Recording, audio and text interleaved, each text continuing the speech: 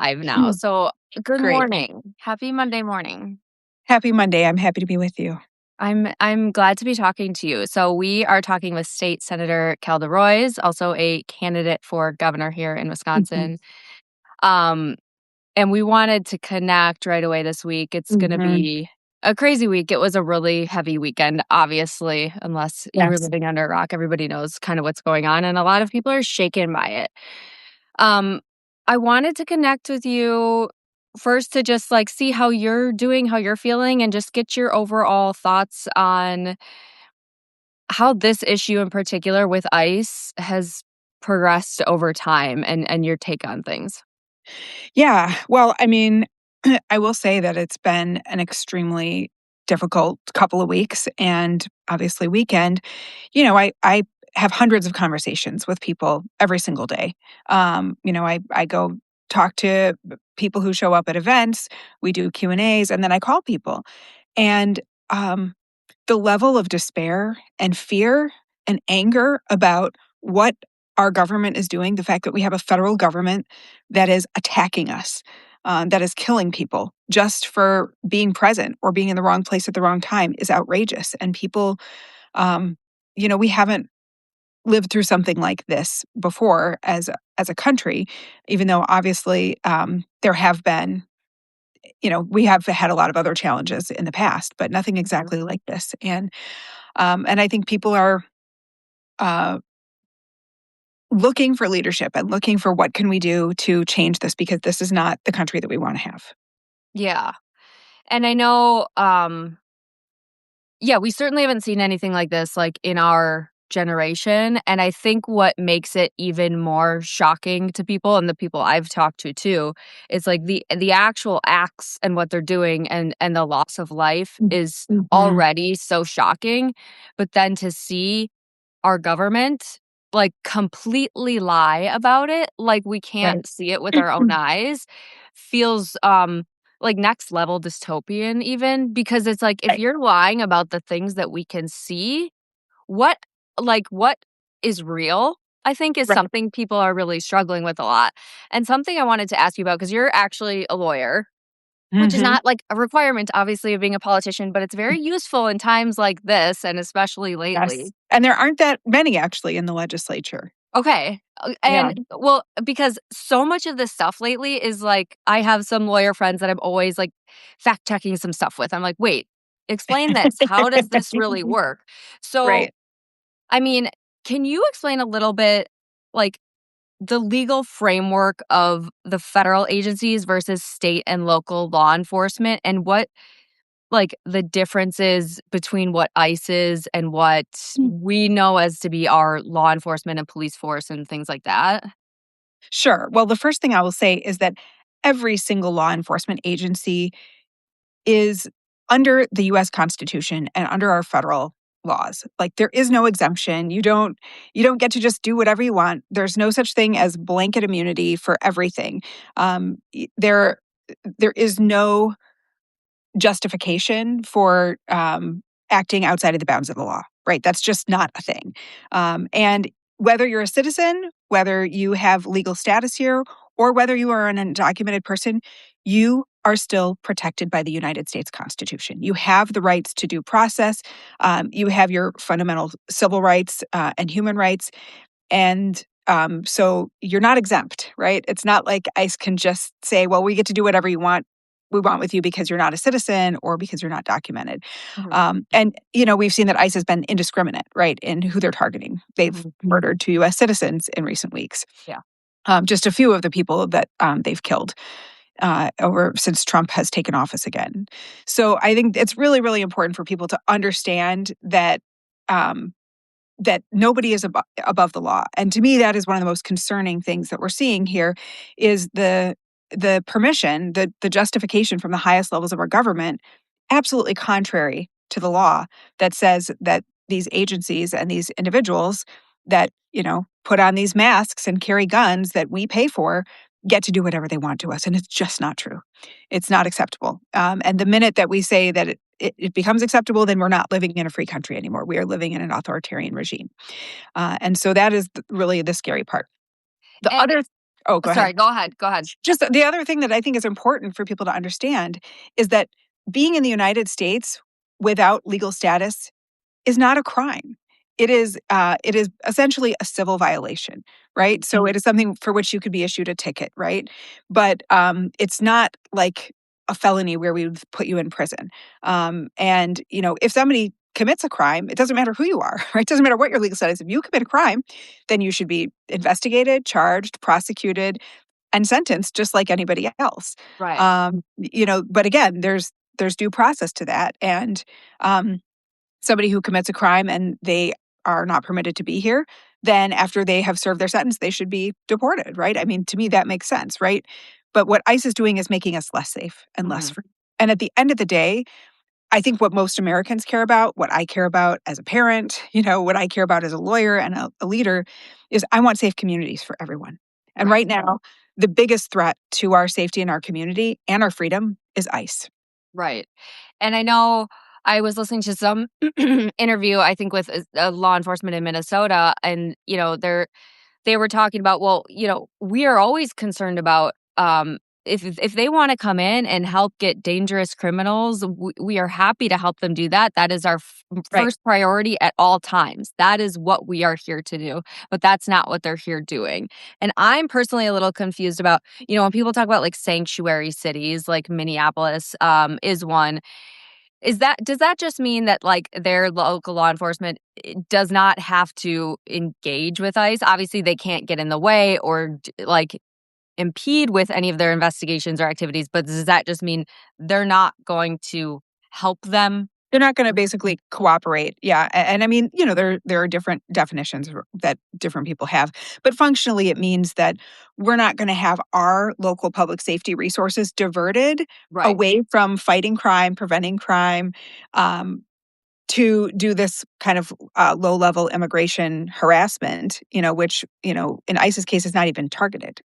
Well, and that's such an important point. It's like, do we want our tax dollars, the people keeping our streets safe, diverted to this political theater that isn't even targeting anymore, like, dangerous criminals? And I Right, think the answer would be no for most people. Like, talk about waste, fraud, and abuse. That is not, we have bigger fish to fry, right? That's what we like to say here in Wisconsin. I mean, come on. This right. is not what needs to be happening.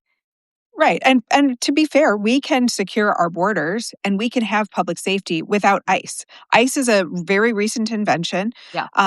and we don't need this iteration. And the fact that Trump has spent a year of with basically unlimited money, more money than every other law enforcement agency, more money than most of the militaries in the world, Mhm. to supercharge it, recruiting people who are white supremacist, using horrible Nazi type propaganda to bring people in and telling them to act with impunity and putting them out there, some with very little training or no training at all, very little background check.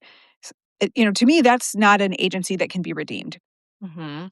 I'm a lawyer, so I totally believe in the rule of law, and I believe that we need to have, if we're going to have laws on the books, we should enforce them. Right. But I also believe very much in the Constitution and in protecting people's rights, and that law enforcement works for us, right? Mm. In a free society and a democracy, the police, the investigators, the FBI, all of these agencies are they are supposed to be serving us. And when they are not serving us, as ICE is not, they're making us less safe in every way, then the time to say is no, we're not going to do this anymore because it's making us less safe. And by the way, it's undermining our crime fighting efforts too. Mhm. ICE is focusing on nannies and children and toddlers and daycare teachers and home health workers. They are not focused on actually doing investigations saying, who where's the needle in the haystack? Immigrants, they commit crimes at lower rates than US citizens, right? So it's not zero, but it's lower than the population as a whole and lower than citizens. And that makes sense because if you're here and you're not documented, the last thing you want is to draw attention. But Mhm. immigrants are victims of crimes. And what we want is to make sure that anybody who commits a crime, that there are victims that are willing to testify. and hold them accountable. And when you have this kind of fear, intimidation, and brutality, then the last thing that anyone who is a victim of a crime is going to want to do is go and report it to the authorities. Right.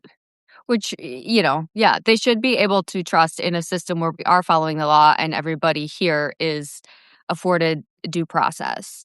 Right. Um, and okay, so you have been calling out ICE for a really long time. I'd love to hear more about Yes. that because a lot of people, this is, myself included. I mean, I've been watching this for a while, but certainly not as long as you have.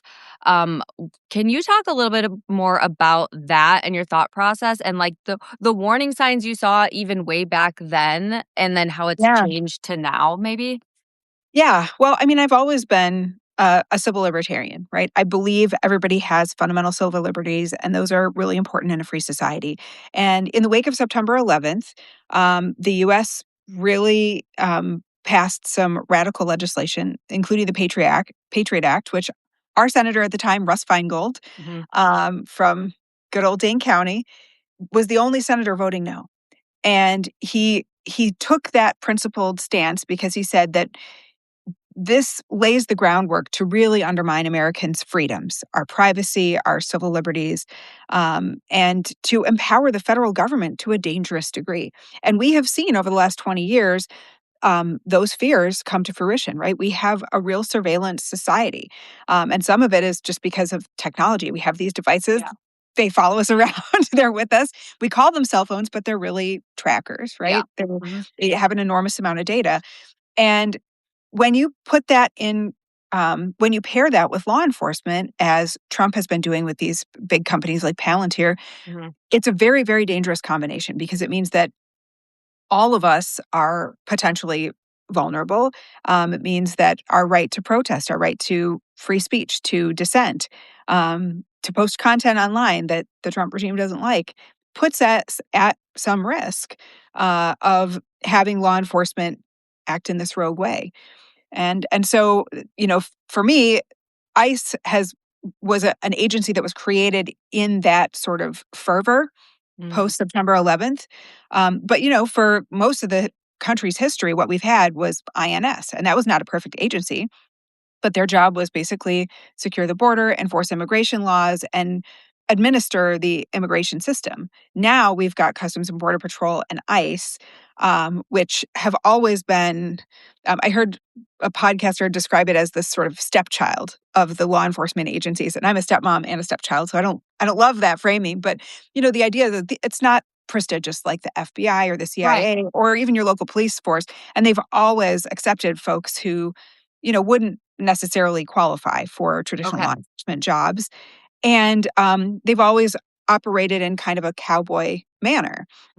And I just think that's incredibly dangerous. I am suspicious of government having too much power over our Mhm. personal lives, over our private lives.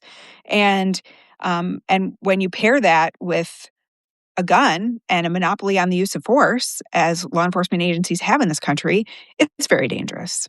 Right. Ugh, okay, and there's a couple questions coming in, like, what can people do? What can citizens do? What could a, Wisconsin governor do to this question is about supporting Minnesota, but also, we talk about it, if this potentially moves over into Wisconsin, what can be done within the office of the governor, in working with the legislature to fight back against ICE or, kinda hold them to their jurisdiction and protect our Mhm. citizens. Well, I mean, the governor does have control of the National Guard, and I think that that is important. We also have the power to cooperate with other neighboring governors. And I think that's one area where, because the federal government is no longer a trusted partner, but in fact, um, treating us as an enemy, we have to really use those powers of collaboration with our other governors, with peers. There are also legal and statutory changes that need to be made. I would like to see civil and criminal enforcement against anybody who breaks our laws. So, whether or not you are here because you're in ICE and you're conducting a raid, you still have to obey the state laws and you Right. are still uh, covered by the US Constitution. And if you're going to violate the rights of a Wisconsinite, then you need to be held accountable. And so I think it's very important for states to assert our sovereignty and our ability to enforce those laws. I um, called on our Attorney General, Josh Kaul, to join the amicus brief in the Minnesota and Illinois lawsuit against ICE, and he did so. So I think we should all send him a thank you because it's really important for states to be standing up. But I've also authored legislation along with several of my Democratic colleagues to try to bring some accountability, end these masked and the idea of that an ICE agent should be anonymous. Say that they are not allowed to cooperate and collaborate with our local law enforcement for their raids unless there's an actual legitimate reason to do so, like a public safety reason because somebody has committed a crime, there's a warrant, they're going through the normal legal process that we would expect. Right. And what can people do I mean, I know there's gonna be a lot of calls this week for people to be calling, especially their federal Yes. representatives, because there is, um, another bill going through. They're trying to get Yes. more money to ICE even though uh their annual budget just tripled in the big beautiful bill. So they already have more money than they've ever had. I need to fact check this, but I heard a stat that they actually now have as much money as half of all law enforcement agencies all over the country, which is Yeah. like really crazy to think about. Right now, there's 600 local police officers in the Minneapolis St. Paul area, and there's 3,000 ICE agents there.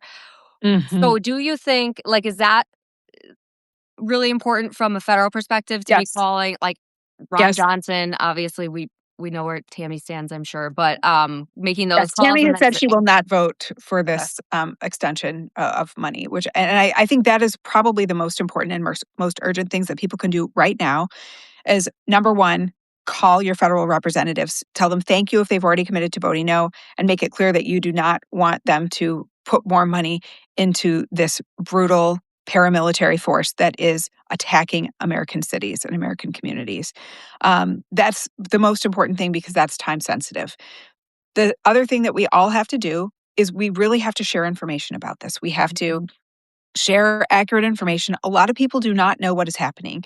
Mhm. They are not paying attention. Listen, it is awful to know what's happening.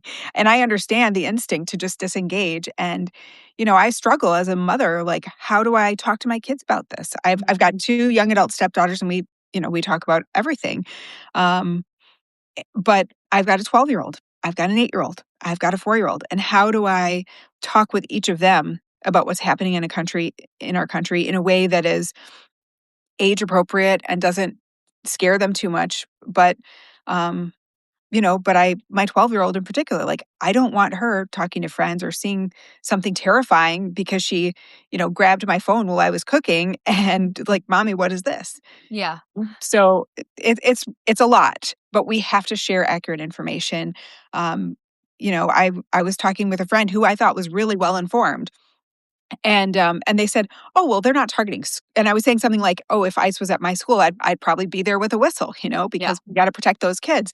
And she was like, "Oh, they're not targeting schools." And I was like, "They absolutely are, and not just in Minneapolis, right? This has been part of their MO, to use children as bait and to target children because they're vulnerable and they know that that is how they can get the adults." And this person who was quite informed was surprised to hear that. I am constantly surprised to hear these things because I feel like I'm yapping about them nonstop, and then Right. people will say to me, like they will say something like that, and I realize you do have to say things many times, and Right. I agree, those one-on-one or, like, small group conversations with Mm. people who you maybe don't usually talk to this about are so important. That's, I think, is more important than going on knocking on doors for 3 hours. If you can talk to your Mhm. book club about what's going on and get Right. through to these people and help them understand. And my husband and I were talking about this too because he's like, "Oh, I don't know if the kids should see this." And I'm like, "Well, I'm talking to moms in Minnesota every day in my DMs who their schools are either canceled or there's parents in vests with whistles and they take turns." I'm like, "So they don't have a choice. And if that Right. comes here, we're not going to have a choice either." So we have to almost start planning of what we would say to the kids because Right. they're gonna know it's happening. And so it's not like a luxury. And even, yeah, in thinking about my 5-year-old, I talked to him about a lot of stuff in age appropriate ways, Right. but this is something I can't figure out how to talk to him because it just seems like the bad guys in the movies that I always tell him are not real, you Right. know? Right. And, you know, they have one childhood and don't want you don't wanna ruin it with, Right. this reality, but at the same time, like, this is truly a moment of existential crisis for our country, and moral clarity is needed right now more than ever, and so I think the willingness to, have tough conversations with kids, particularly, like, older kids, like my 4-year-old, no, I'm not Right. talking with him about this particular other than, that everybody has to follow the same rules, right? Yeah. Because it's about, fairness, um, and that it's not okay to hurt people, right? Ever. Mhm. And that's not how we solve problems. But I do think it's important. And, when I talk to my Black friends and friends of color about, they don't have a choice about talking to their kids about racism Right. and about, what they might encounter when they get pulled over by police. That's very different from what kids who look like mine will Mhm. encounter. And, I've always felt very strongly that it's important for me as a mom of, white kids to make sure my kids are literate and that they know about um, racial disparities and that they know that their experience is not universal and that other people have different experiences and to understand that and be mindful of their privilege and that's they also need to know history right Mhm. and that's very important to me and again it's because moms of Black kids don't have that luxury to not Yeah. talk to their kids about it, and so I don't feel comfortable letting my kids be ignorant about that either. I want Yeah, my kids to be strong allies. I think that's a really good point and, something I've talked about as well. It's like this may seem new to a lot of people, and this fear and anxiety, that is fear and anxiety that is not new to Black mothers who, Right, who have always worried about their kids when they go out of their front door, right. for this reason, and that it shouldn't be that way, and I hate that it is, like, just extending, but we just to be mindful of that when you're out having conversations with people that even if this is new to you, it is not new to everybody, and we Mm, can also lean on people, and try and learn from them who have been in this fight longer than we have, and have different life experiences because it's always important to hear from other people to help mhm, inform the way that we just go about our life and try to make it better for ourselves, our communities, and our kids. right. Um, and so to kind of wrap it up, can you just say one more time, just so everybody's very clear, when we're talking about getting rid of ICE, abolishing Mm. ICE, like this does not mean getting rid of immigration laws, immigration Really not. enforcement, law enforcement. Like No. this is different, right? Absolutely. Listen, like, I'm a lawyer. I believe in laws. I want laws to be enforced. I think people who break the laws need to be held accountable. I just don't think you're exempt from the laws because you happen to be president or you happen to have an appointment or you happen to carry a gun. Like, that does not exempt you from the law. In fact, when you hold a position of public trust, I believe the obligation is higher. And so, I'm not going to take any lectures from right wingers that want to talk to me about the rule of law when the candidate they supported is a convicted felon 34 times over. Right. Like, this is not about obeying the law. Give me a break. Mhm. There used to be conservatives in this country and Republicans who were really skeptical of giving the government too much power, particularly law enforcement, right? The power to come into our homes. That's why we have the Fourth Amendment. That's why we have the First Amendment, right? The whole Bill of Rights is about protecting us from government overreach. Right. I believe in that. I believe in those principles. I mean, it's why I'm pro choice. It's why I believe so strongly that all of us need to have spheres of privacy where the government can't intrude. But absolutely, we need to make sure that our laws are enforced fairly, that they're enforced using the rules that we have, the due process that protects all of our rights. And most of all, above all, it's about public safety. It's about making sure that our kids can go to school, can come to the grocery store, can ride their bike to a friend's house without the fear of being stopped, harassed, having having them be disappeared or having their parent be disappeared. We are not living in a free society right now. I mean, people are saying, "Oh, well, they were protesting and they shouldn't have been there or they were interfering." Like, well, no, they weren't. Mhm. First of all. Secondly, they have every right to be there. When you're in public, you get to be filmed, right? There's no expectation of privacy. Third of all, there are so many people across this country that have been harmed and they were just bystanders, right? Think about that family with 6 kids. They were just literally driving to a soccer tournament and there was an ice raid that they drove through. They didn't know, they weren't planning on it. They tear gassed them and they ended up having to give their 6-month-old baby CPR to save that baby's life after ice attacked them with tear gas. I mean, this is this is something that could affect any single one of us. Mhm. And it is intolerable and it is incompatible with a free society. And that is why am and have been on the abolish ICE train for many years because I don't accept the idea that the federal government gets to have a lawless paramilitary force that hurts us rather than protects us. Yeah. Incompatible with a free society. I think that just there's that says it too. Right. Um, Thank you so much for joining us and for helping unpack this a little bit and for all of the work that you're doing. And again, Senator Royce is also running for governor of Wisconsin. Tell people where they can find out more about you and your campaign and your stances. Yeah, my website, keldaroys.com. I'm Kelda Roys on social, the only Kelda running for governor, the only one that had a pet goat as a child growing up in rural Taylor County. Um, I'm 46 years old. I've been in this fight a really long time, and I know exactly what we need to do to move Wisconsin forward, and I will not be afraid to use our political power to do that. Thank you so much. Thanks, Kate. Great to be with you. You too. Have a good day. Bye. Bye.